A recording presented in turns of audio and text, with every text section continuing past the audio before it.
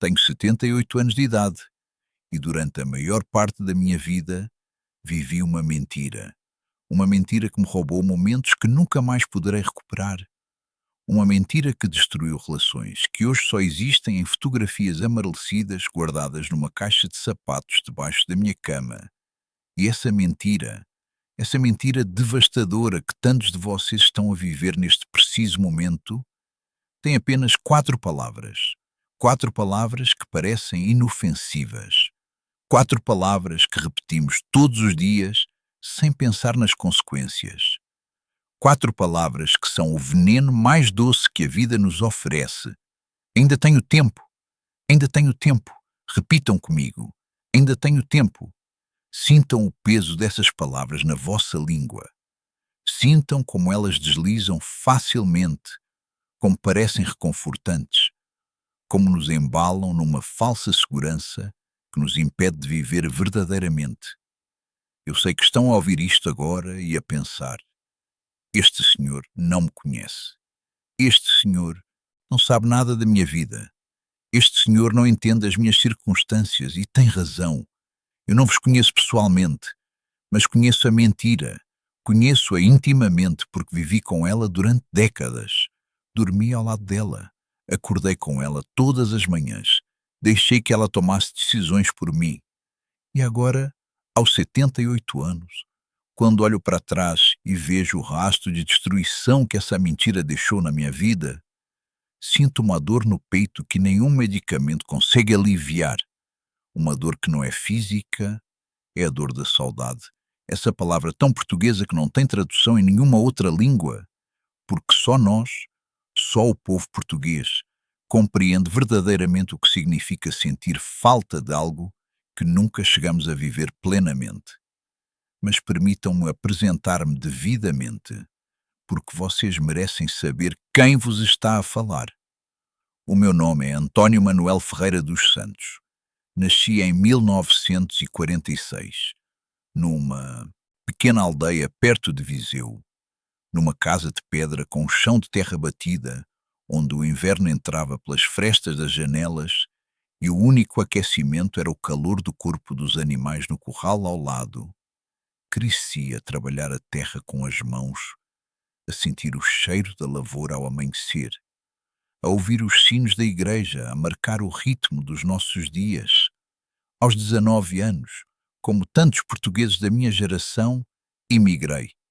Parti para a França com uma mala de cartão, 3 mudas de roupa, um pão de centeio que a minha mãe cozeu na véspera e o coração partido em 1000 pedaços, porque sabia que estava a deixar para trás tudo o que amava. Trabalhei 43 anos na construção civil, 43 anos a carregar tijolos, a misturar cimento, a construir casas para outros, enquanto a minha própria casa, a casa do meu coração, ficava vazia em Portugal. 43 anos a enviar dinheiro todos os meses, a telefonar ao domingo à noite quando as chamadas eram mais baratas, a contar os dias para as férias de agosto, quando finalmente podia regressar e abraçar a minha família. Mas esses abraços preciosos, eram sempre demasiado curtos, 2 semanas por ano, 14 dias em 365. E eu dizia a mim mesmo: ainda tenho tempo. Quando me reformar, vou compensar tudo. Quando voltar, definitivamente vou recuperar todos estes anos perdidos. Casei aos 24 anos com a Maria do Carmo, a mulher mais bonita que alguma vez vi, com olhos da cor do mel e um sorriso que iluminava as manhãs mais cinzentas de Paris.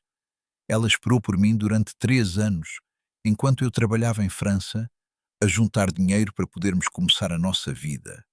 3 anos de cartas escritas à luz de uma vela, 3 anos de saudades que doíam no corpo como uma ferida aberta. 3 anos que na altura pareciam uma eternidade, mas que agora percebo terem sido apenas o início de uma vida inteira de separações. Quando finalmente pude trazê-la para a França, ela deixou para trás os pais, os irmãos, as amigas de infância. Deixou para trás o cheiro da terra molhada depois da chuva, o sabor das cerejas que apanhávamos na quinta do avô dela, o som do rio a correr debaixo da ponte de pedra onde nos beijamos pela primeira vez. E eu prometi-lhe que seria temporário, prometi-lhe que um dia voltaríamos, prometi-lhe que ainda tínhamos tempo. Tivemos 3 filhos.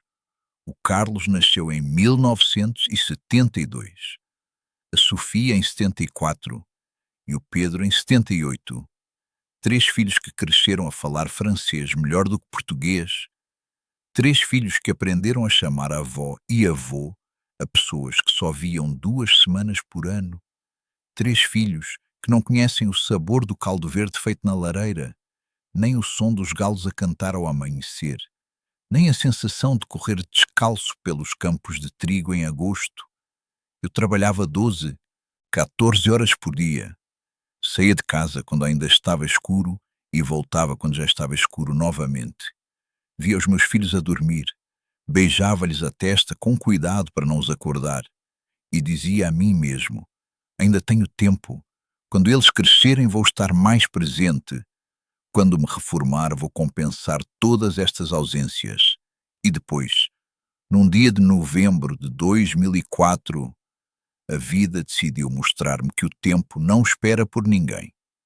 Estava a trabalhar numa obra nos arredores de Paris, no 12º andar de um prédio em construção, quando senti uma dor no peito que me tirou o ar dos pulmões. Uma dor que começou como uma pressão, como se alguém me estivesse a apertar o coração com as 2 mãos e que rapidamente se transformou num fogo que me consumia por dentro.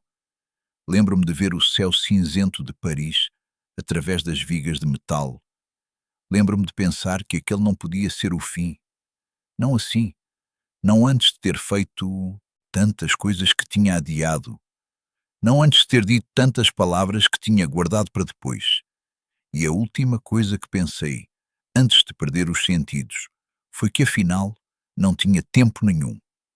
Acordei 3 dias depois numa cama de hospital, rodeado de tubos e máquinas que apitavam ao ritmo do meu coração danificado.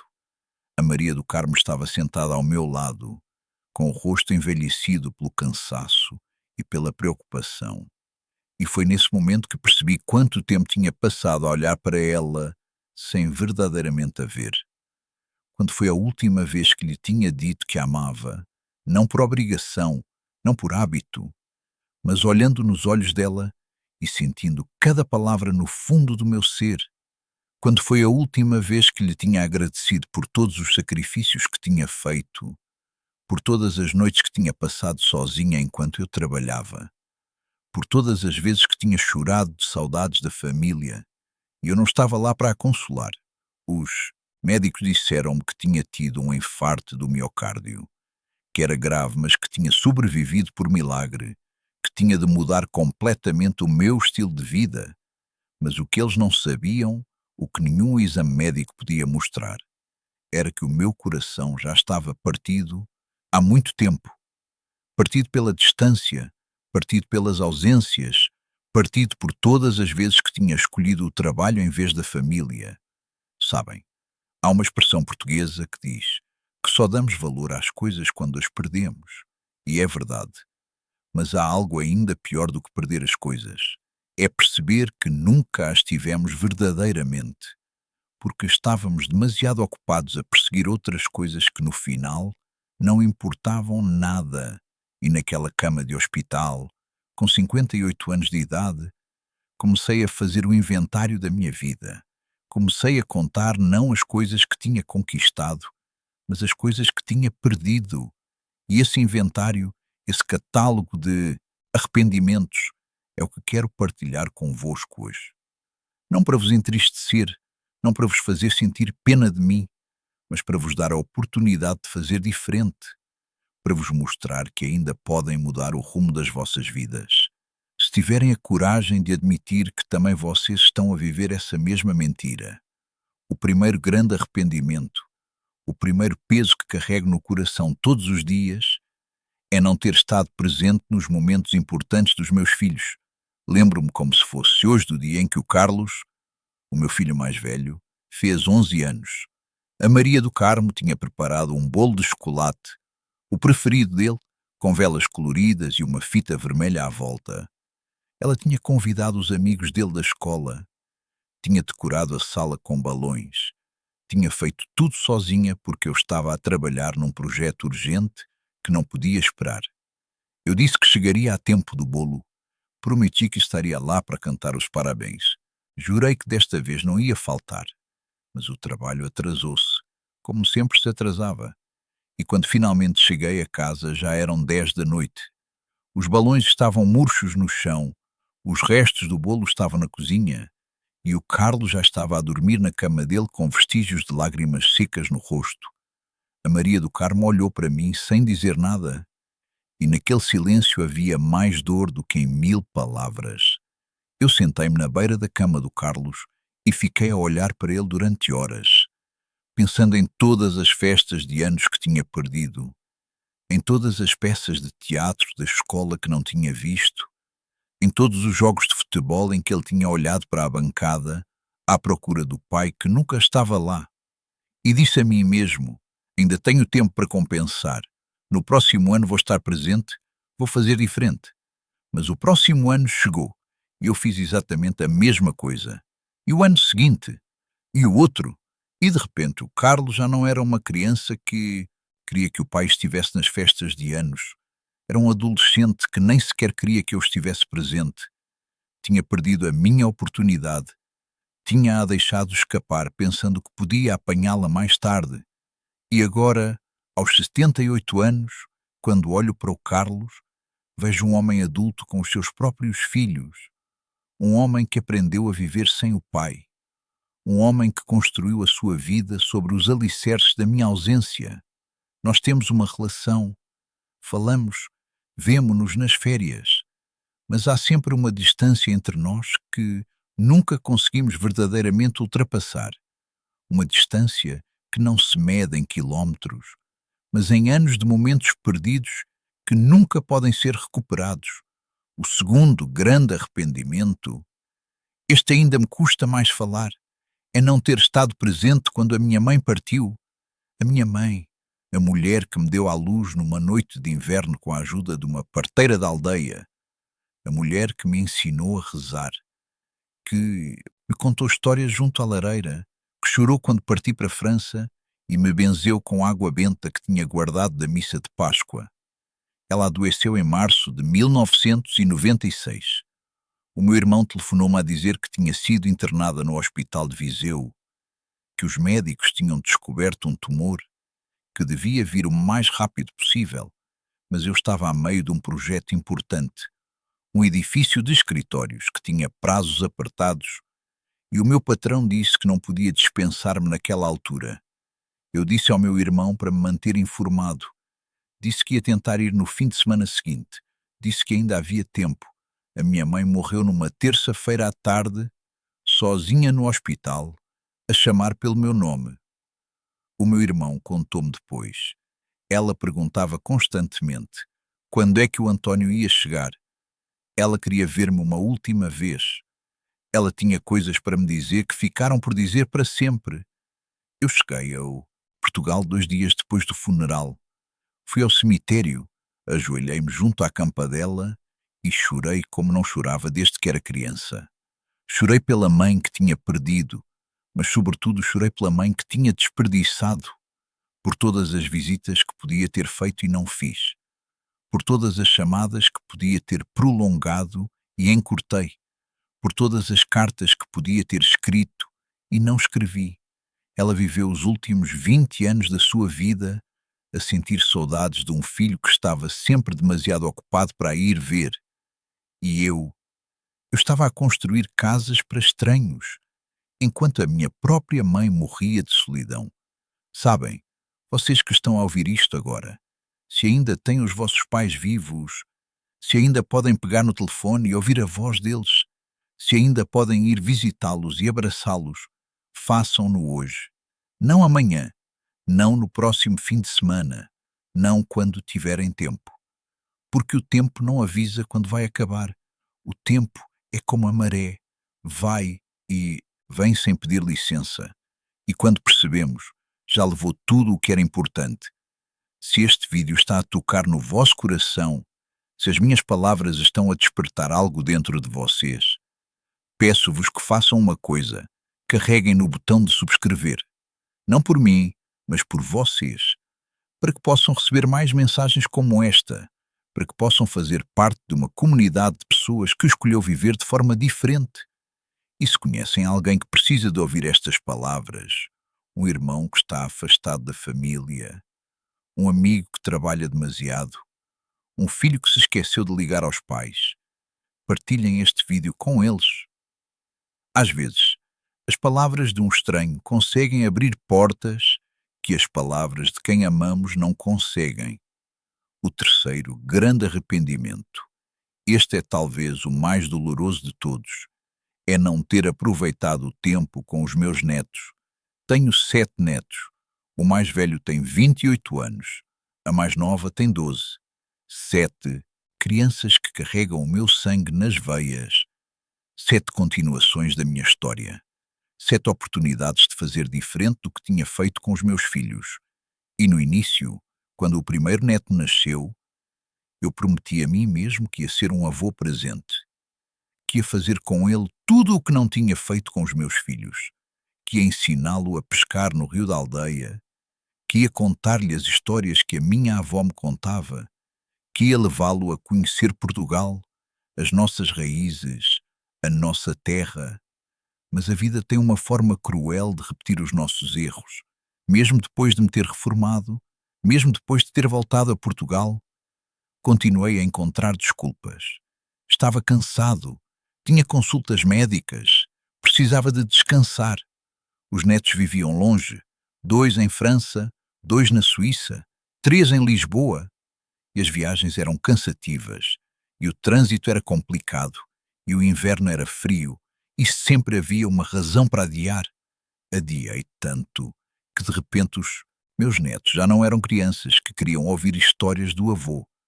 Eram adolescentes com os seus próprios mundos, com os seus próprios interesses, com os seus próprios planos que não incluíam um velho que mal conheciam. O meu neto mais velho, o Rodrigo, ligou-me no ano passado para me convidar para o casamento dele. E quando ouvi a voz dele ao telefone, percebi que mal o conhecia. Não sabia qual era o programa de televisão preferido dele. Não sabia que música gostava de ouvir. Não sabia os nomes dos amigos dele. Sabia apenas que era meu neto, que tinha os olhos da avó e que eu tinha deixado passar 28 anos sem construir uma relação verdadeira com ele. Fui ao casamento. Sentei-me na primeira fila.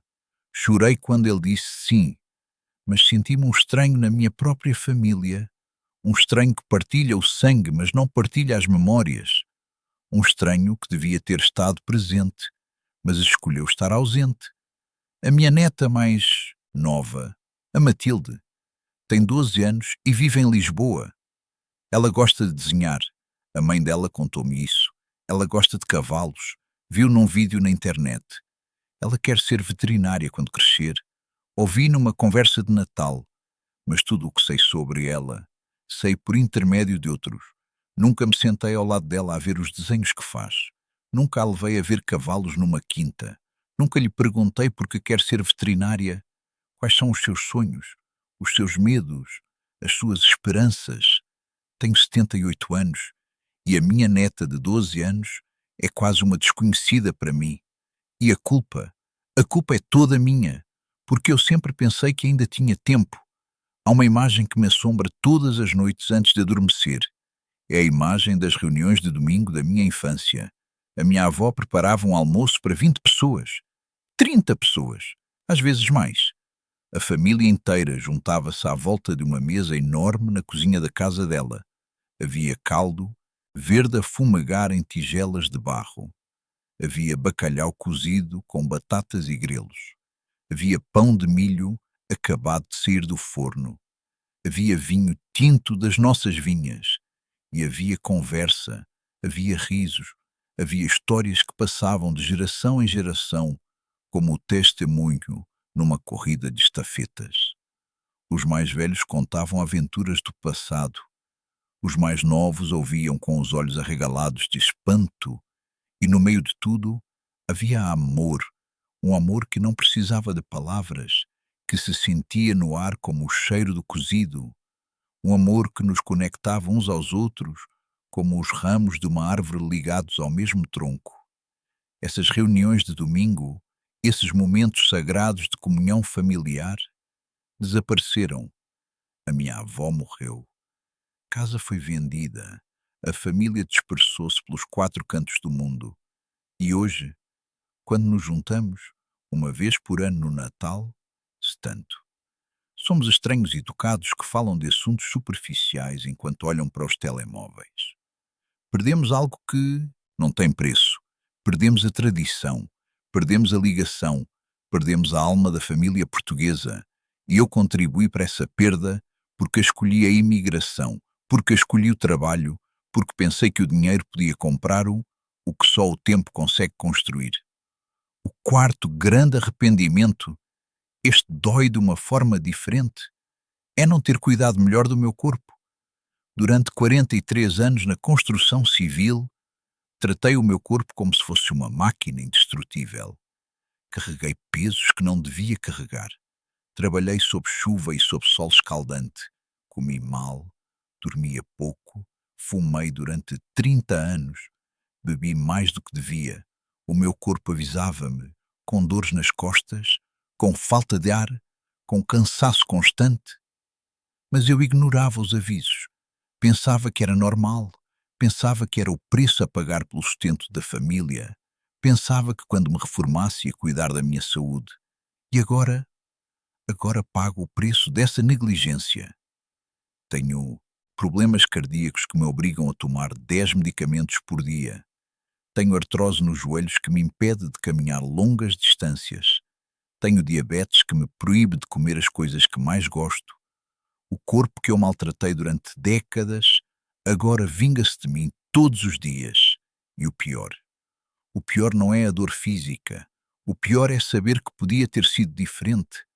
Se tivesse cuidado de mim, se tivesse respeitado os limites do meu corpo, talvez hoje pudesse brincar no chão com os meus netos.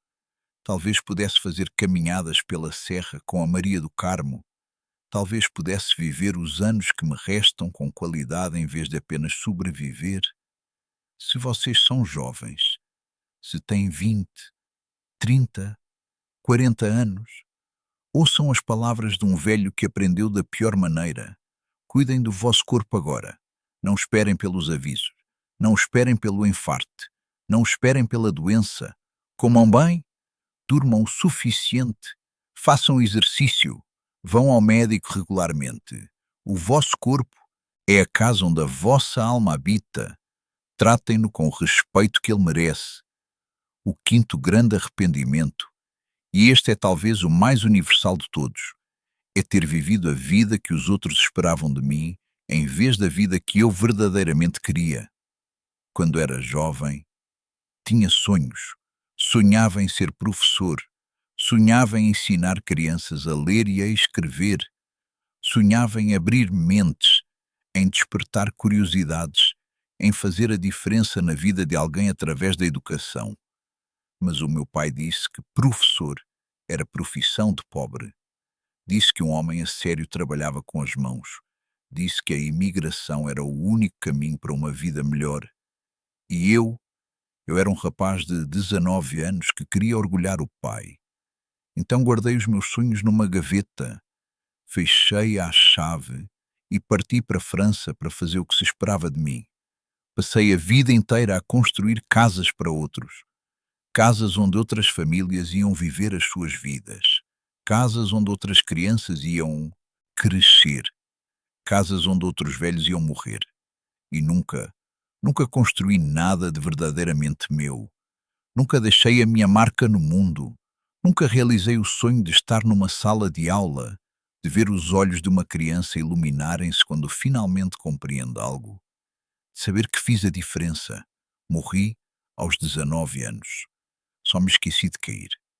Passei 43 anos a existir, a trabalhar, a sobreviver, mas não vivi verdadeiramente. Porque viver de verdade, significa seguir o nosso coração, mesmo quando o caminho é difícil, mesmo quando os outros não compreendem, mesmo quando temos medo. Se vocês estão a viver a vida que os outros esperam de vocês, se estão a seguir um caminho que não escolheram, se têm um sonho guardado numa gaveta que nunca abriram, eu peço-vos, eu imploro-vos, abram essa gaveta hoje. Tirem esse sonho de lá, sacudam-lhe a poeira e façam alguma coisa, qualquer coisa, para começar a realizá-lo. Não importa a vossa idade, não importa as vossas circunstâncias. O único momento que verdadeiramente têm é este, agora. Este preciso instante em que estão a ouvir as minhas palavras. Não o desperdicem como eu desperdicei. Mas há algo que preciso de vos dizer antes de continuar. Algo que é importante para que compreendam que a mudança é possível. Aquela noite no hospital, aquela noite em que pensei que ia morrer, não foi o fim da minha história, foi o início de uma nova história. Uma história de redenção, uma história de tentativa de reparar o irreparável. Uma história que ainda estou a escrever, dia após dia, com as lágrimas e os sorrisos dos anos que me restam. Quando saí do hospital, tomei decisões que deveria ter tomado décadas antes. A primeira decisão foi reformar-me antecipadamente e voltar a Portugal. Não para morrer, como faz tanta gente da minha geração, que regressa à terra apenas para ser enterrada nela. Voltei para viver, para recuperar o tempo perdido, para reconstruir as pontes que tinha deixado arruinar. A segunda decisão foi falar. Falar verdadeiramente. Dizer às pessoas que amo, que as amo. Pedir desculpa pelos meus erros. Admitir as minhas falhas. Foi a coisa mais difícil que já fiz na vida. Olhar nos olhos dos meus filhos e dizer-lhes que tinha sido um pai ausente, que tinha priorizado o trabalho em vez deles, que merecia a distância que existia entre nós, mas também foi a coisa mais libertadora, porque a verdade, por mais dolorosa que seja, cura. A mentira, por mais confortável que seja, destrói. A terceira decisão foi fazer um esforço consciente para estar presente. Todos os dias, mesmo quando estava cansado, mesmo quando não me apetecia, mesmo quando era difícil. Comecei a ligar aos meus filhos não uma vez por semana, mas todos os dias. Comecei a fazer viagens para ir ver os netos, mesmo quando o corpo protestava. Comecei a organizar reuniões de família, a tentar recriar aquelas mesas de domingo da minha infância. Nem sempre resulta, nem sempre consigo. Há feridas que demoram muito tempo a sarar, e há algumas que talvez nunca sarem completamente. Mas pelo menos estou a tentar. Pelo menos já não estou a adiar. Pelo menos já não estou a dizer ainda tenho tempo. A quarta decisão, esta foi a mais surpreendente de todas, foi realizar uma versão do meu sonho de juventude. Aos 62 anos de idade, comecei a fazer voluntariado numa escola primária da minha aldeia. Não sou professor, nunca tirei o curso, mas ajudo as crianças com os trabalhos de casa.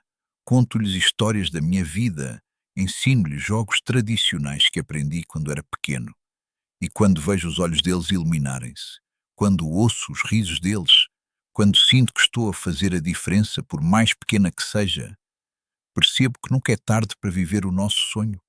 Pode ser uma versão diferente, pode ser uma versão adaptada às nossas circunstâncias, mas ainda é o nosso sonho. E isso é mais do que muita gente consegue dizer. Se ainda estão a assistir a este vídeo, se as minhas palavras ainda vos estão a acompanhar, então quero pedir-vos mais uma coisa. Deixem um comentário a contar-me qual é o vosso maior arrependimento até agora. Ou qual é a coisa que têm andado a adiar e que sabem que deviam fazer. Não por mim, mas por vocês. Porque escrever as coisas, tirá-las de dentro de nós e colocá-las em palavras é o primeiro passo para a mudança. E quem sabe, talvez as vossas palavras inspirem outra pessoa que está a passar pelo mesmo. Talvez a vossa vulnerabilidade seja o empurrão que alguém precisava para mudar a própria vida. Sabem, há uma coisa que a idade me ensinou que gostava de ter aprendido mais cedo. A vida não é medida pelos anos que vivemos, mas pelos momentos que verdadeiramente vivemos dentro desses anos. Posso viver 100 anos e ter desperdiçado 90.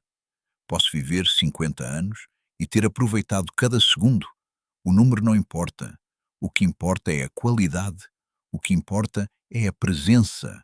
O que importa é estar verdadeiramente onde estamos, não a pensar no passado, não a planear o futuro, mas a sentir o presente em toda a sua plenitude.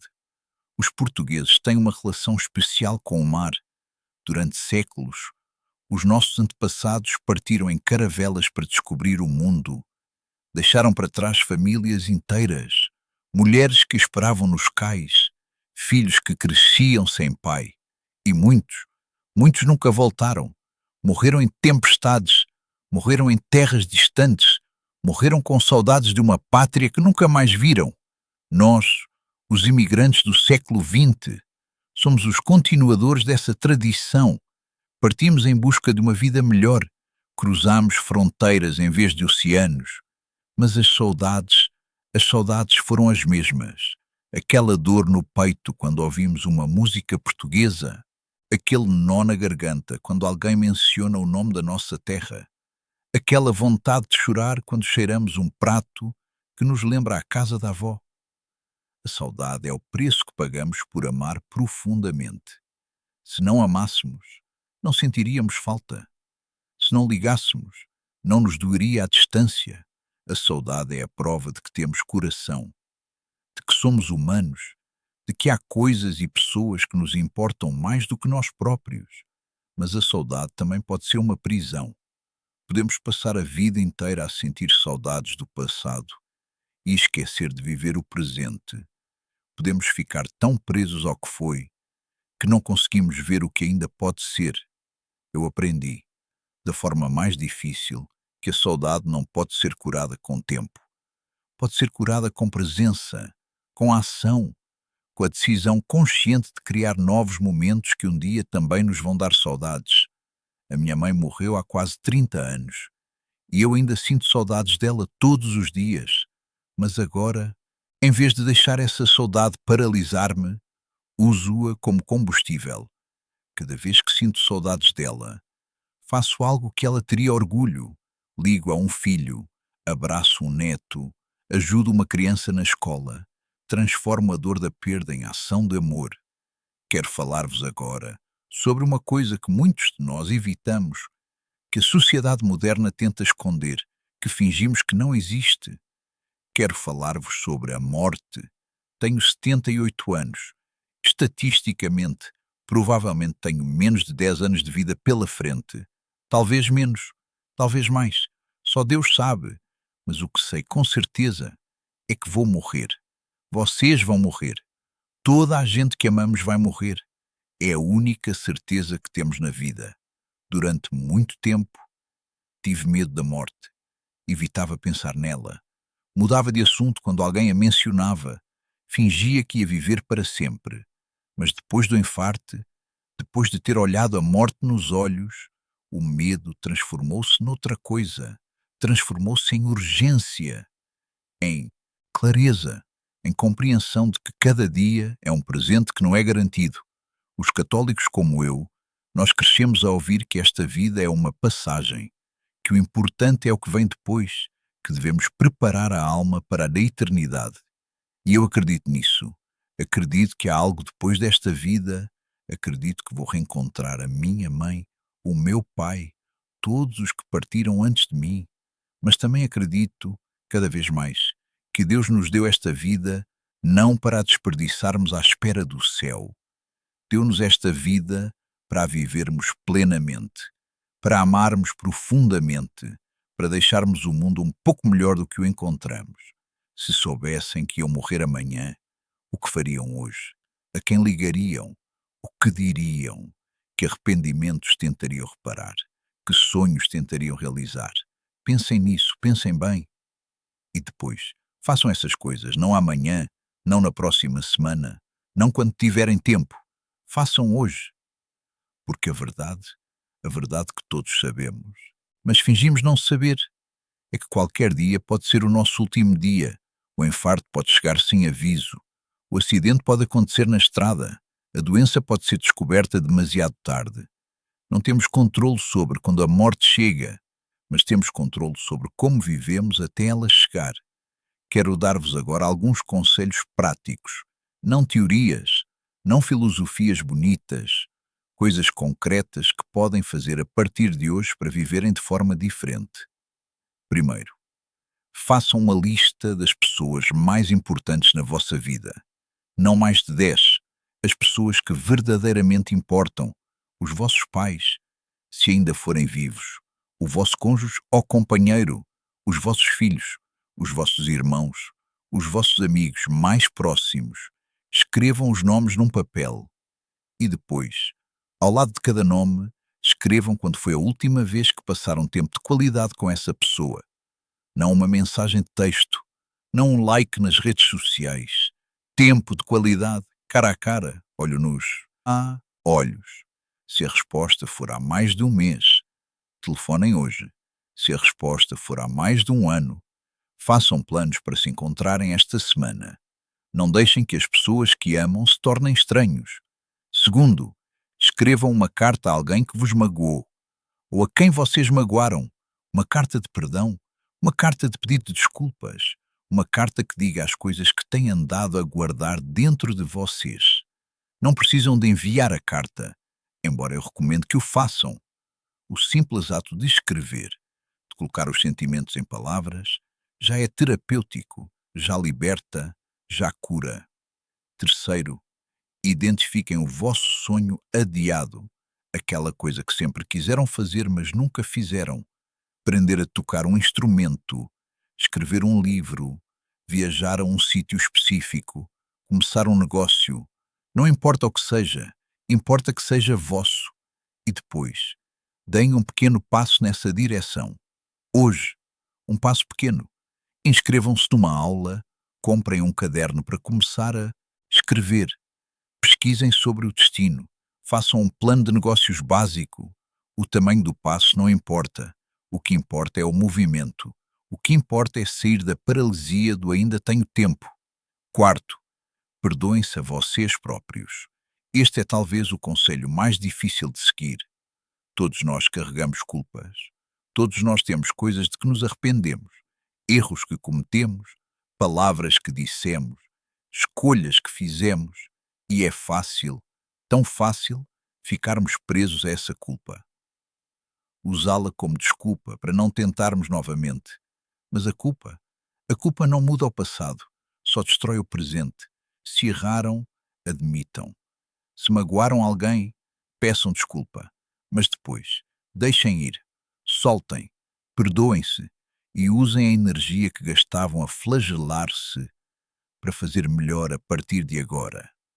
Quinto, e este é o último conselho, vivam cada dia como se fosse o primeiro e o último ao mesmo tempo. O primeiro, porque podem olhar para o mundo com olhos de maravilha, reparar nas pequenas coisas, o cheiro do café de manhã, o som dos pássaros, o calor do sol na pele, coisas que damos por garantidas, mas que são verdadeiros milagres. O último, porque podem viver com urgência, sem adiar, sem desculpas, sabendo que este dia, este preciso dia, pode ser tudo o que tem. A Maria do Carmo está sentada na sala ao lado enquanto eu gravo isto. 54 anos de casamento. 54 anos de altos e baixos, de alegrias e tristezas, de distâncias e reencontros. Ela envelheceu comigo. O cabelo que era castanho, agora é branco. O rosto que era liso, agora tem rugas. Mas os olhos da cor do mel, esses continuam iguais. E quando olho para ela agora, com 78 anos de idade, amo-a mais do que amava quando a conheci. Porque agora sei o que ela vale. Agora sei todos os sacrifícios que fez. Agora sei que a vida sem ela não teria feito sentido nenhum. Ontem à noite, antes de adormecer, peguei na mão dela e disse-lhe que a amava. Ela sorriu e disse: Eu sei. 3 décadas atrás, eu não dizia essas palavras. Eram desnecessárias, pensava eu. Ela já sabia, pensava eu. Não precisava de ouvir, pensava eu. Que tolo que eu era. As pessoas precisam de ouvir que são amadas, precisam de ouvir todos os dias, precisam de ouvir mesmo quando já sabem, especialmente quando já sabem, porque as palavras ditas com verdade, são como água para uma planta. Sem elas, o amor murcha. Com elas, o amor floresce. Se tem alguém que amam, digam-lhe, agora. Não esperem pela ocasião perfeita. Não esperem pelo momento certo. Não esperem que seja conveniente. Peguem no telefone. Escrevam uma mensagem. Olhem nos olhos deles e digam as palavras eu amo-te. 3 palavras, 3 segundos. E podem mudar um dia inteiro. Podem mudar uma vida inteira. Estou a chegar ao fim das minhas palavras, mas não quero despedir-me sem vos deixar algo que possam levar convosco. Uma frase, uma ideia, algo que possam recordar quando a vida ficar difícil, quando tiverem vontade de adiar, quando aquela vozinha na cabeça vos disser ainda tens tempo. O dia de amanhã é hoje. Deixem-me repetir. O dia de amanhã é hoje. Tudo o que planeiam fazer amanhã, podem começar a fazer hoje. Todas as pessoas a quem querem telefonar amanhã, podem telefonar hoje. Todos os sonhos que querem realizar amanhã, podem dar o primeiro passo hoje. Porque o amanhã, esse amanhã mítico, onde tudo vai ser diferente, esse amanhã pode nunca chegar. O amanhã é uma ilusão, uma mentira reconfortante, um horizonte que se afasta à medida que nos aproximamos. O único momento real, o único momento que verdadeiramente existe, é este, agora. O som da minha voz nos vossos ouvidos, o peso do vosso corpo na cadeira, o ar que entra e sai dos vossos pulmões. Isto é real. O resto são memórias e esperanças. Tenho 78 anos de idade. Cometi erros que nunca poderei desfazer. Perdi tempo que nunca poderei recuperar. Magoei pessoas que nunca poderei curar completamente. Mas também aprendi, também cresci, também mudei. E se as minhas palavras, estas palavras de um velho português que viveu, que errou, que aprendeu, se estas palavras conseguirem mudar a vida de uma única pessoa que está a ouvir, então a minha vida terá valido a pena. Então todos os erros terão servido para alguma coisa. Vocês que estão a ouvir isto agora, vocês são a minha esperança. A esperança de que a próxima geração não cometa os mesmos erros. A esperança de que alguém, algures neste mundo, vai pegar no telefone e ligar aos pais depois de ouvir as minhas palavras. A esperança de que alguém vai abraçar os filhos um pouco mais apertado esta noite. A esperança de que alguém vai finalmente dizer eu amo-te a quem precisa de ouvir. Se este vídeo vos tocou, se sentistes algo ao ouvir a minha história, peço-vos uma última coisa. Partilhem com a família, com os amigos, com desconhecidos, porque nunca sabemos quem precisa de ouvir estas palavras. Nunca sabemos que vida podemos mudar com um simples gesto de partilha. E subscrevam o canal para que possam receber mais mensagens como esta, para que possam fazer parte desta comunidade de pessoas que escolheu viver de forma diferente. A minha mãe costumava dizer-me uma coisa quando eu era pequeno. Dizia-me que a vida é como um rio. Nasce numa nascente, corre montanha abaixo, atravessa vales e planícies e acaba por desaguar no mar. Não podemos voltar atrás, não podemos fazer a água correr para cima, mas podemos escolher como navegamos esse rio. Podemos deixar-nos levar pela corrente sem destino, ou podemos pegar nos remos e remar com propósito. Podemos desperdiçar a viagem a olhar para trás, ou podemos apreciar a paisagem que passa à nossa volta. Eu desperdicei demasiados anos a olhar para trás, a lamentar o que não tinha feito, a culpar-me pelos erros do passado. Agora, no tempo que me resta, escolho olhar para a frente. Escolho remar com propósito. Escolho apreciar cada curva do rio, cada raio de sol que atravessa as árvores, cada momento de paz que a vida me oferece. Desejo-vos o mesmo. Desejo-vos a coragem de viver verdadeiramente, a sabedoria de priorizar o que importa, a humildade de admitir os vossos erros, a força de perdoar e ser perdoados, e, acima de tudo, a consciência de que o tempo é o vosso bem mais precioso do que dinheiro, mais precioso do que sucesso, mais precioso do que qualquer coisa que possam comprar ou conquistar. O dia da manhã é hoje. Vão viver